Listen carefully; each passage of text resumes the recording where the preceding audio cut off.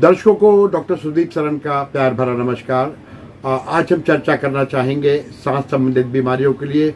जब मैं सांस की बीमारी कहता हूँ तो दो बीमारी प्रमुख हैं, सीओपीडी या क्रोनिक ब्रोंकाइटिस, और दूसरी श्रेणी आती है ब्रोंकियल अस्थमा की।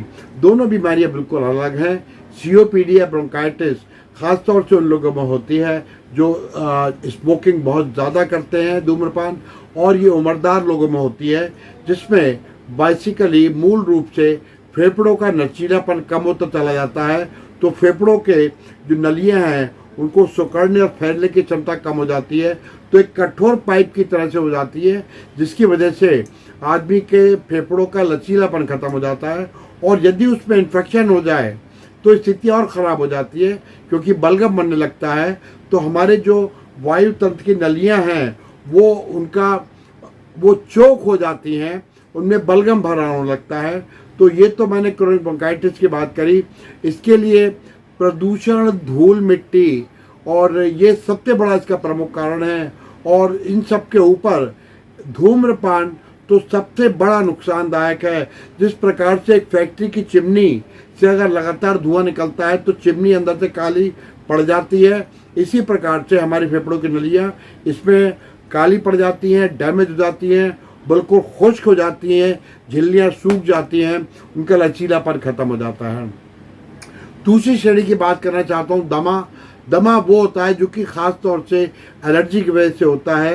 एलर्जी बाहर के किसी कारण की वजह से हो सकती है, जैसे धूल, मिट्टी, बसंत ऋतु की यानी कि मार्च, अप्रैल, मई के महीने में फूलों के पराग कण, क्योंकि फूल खिलते हैं। इसके अलावा यही वह गेहूं की कटाई और थ्रेशर से जब गेहूं काटा जाता है तो उसका थ्रेशर के जो हस्क है वो दूर दूर तक कई किलोमीटर तक जाती है।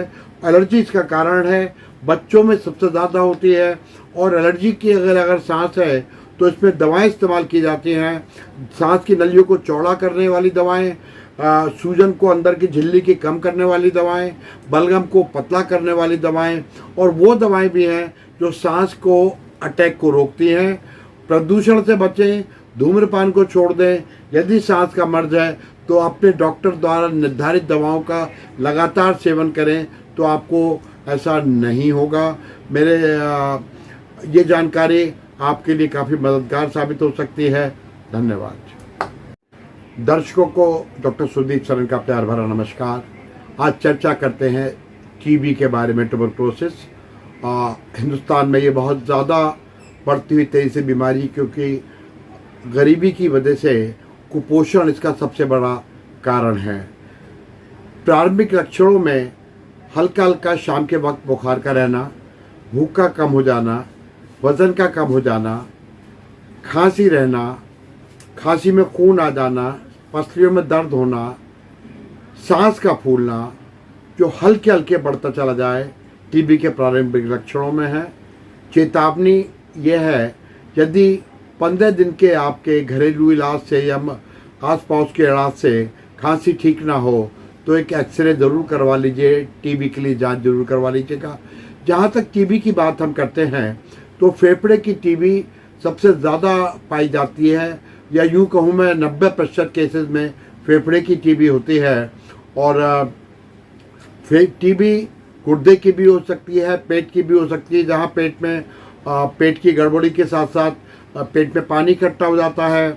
और हड्डियों की भी हो सकती है, ख़ासतौर से रीढ़ की हड्डी की, जहाँ कमर में दर्द होता है। तो शरीर का कोई हिस्सा ऐसा नहीं है जो कि टीबी से प्रभावित ना हो सके। बांझपन का भी एक प्रमुख कारण महिलाओं में ट्यूबरक्लोसिस हो सकता है। बच्चों में छोटी छोटी गांठें जो गर्दन के पास निकल के आती हैं या एक्सरे में दिखाई पड़ती हैं, वो भी इसका एक रूप हो सकता है। तो अनेक रूप में ट्यूबरक्लोसिस हमारे शरीर को प्रभावित कर सकती है। कुपोषण, गंदगी और चीज़ों को अपने स्वास्थ्य के प्रति जागरूक ना होना इसके फैलने के बहुत प्रमुख कारण हैं। घरों के अंदर पास पास रहना और जगह का कम हो जाना भी बीमारी के संक्रमण के लिए बहुत महत्वपूर्ण है। सबसे और बलगम इसका जो है वो इन्फेक्शन करता है। इसके लिए दवाओं का सेवन करें, तो और दवाओं के साथ एक बात चेतावनी देना चाहूँगा, उल्टी आना, जी मिचलाना, भूख कम हो जाना, जोड़ों में दर्द होना, इसके साइड इफेक्ट हो सकते हैं। लेकिन एक बार प्रारंभ करने के बाद में दवा का पूरा कोर्स कीजिएगा, छोड़ने पे ये टीबी रेजिस्टेंट हो जाती है। मुझे उम्मीद है आप मेरी बातों का फ़ायदा उठाएंगे। धन्यवाद।